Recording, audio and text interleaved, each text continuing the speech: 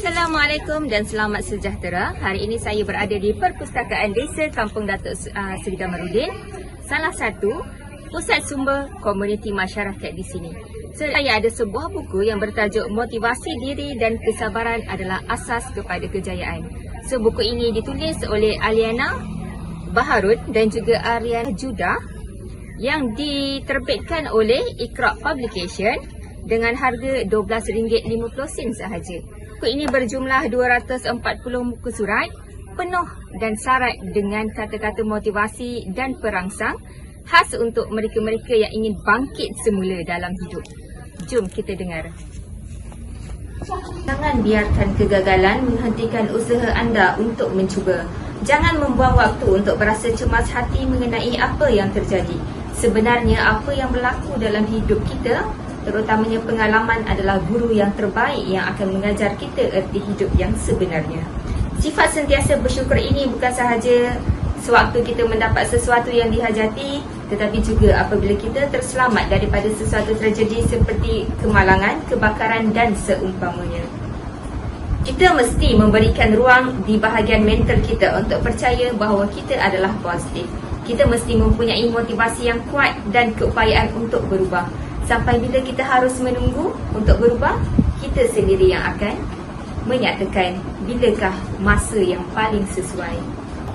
Bila ku menunggu 1000 tahun lamanya,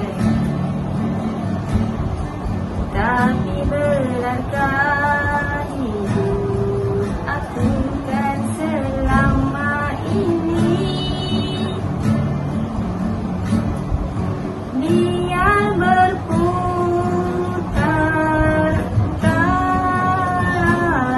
selatan, ku tak putus harapan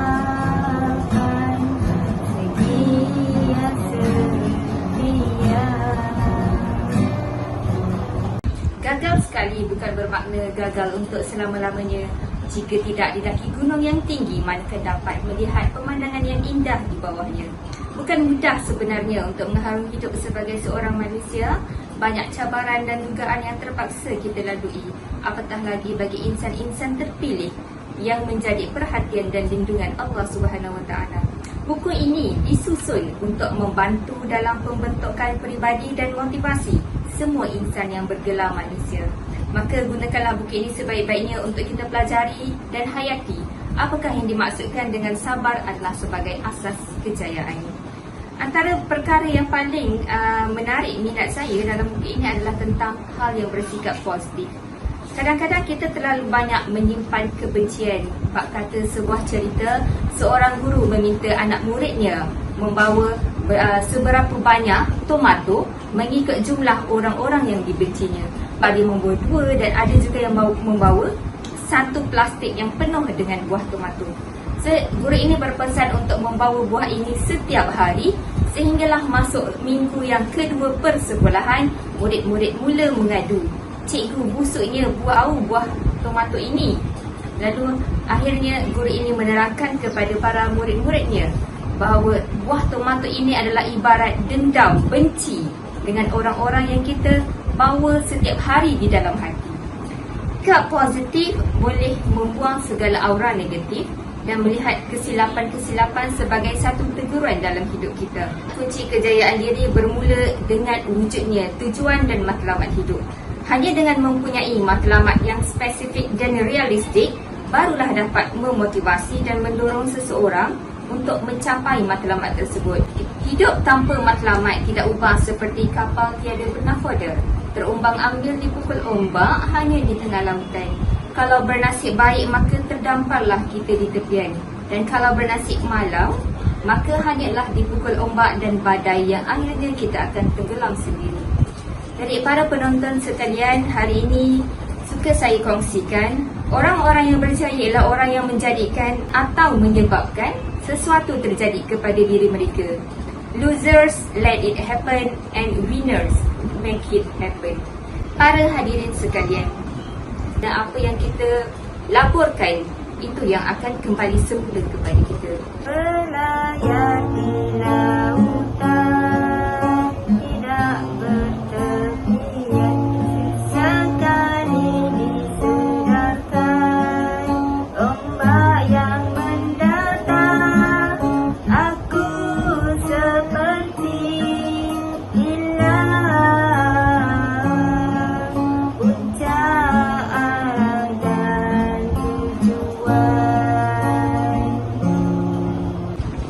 Tuhan tidak akan mengubah nasib sesuatu kaum, melainkan dia sendiri berusaha untuk mengubahnya.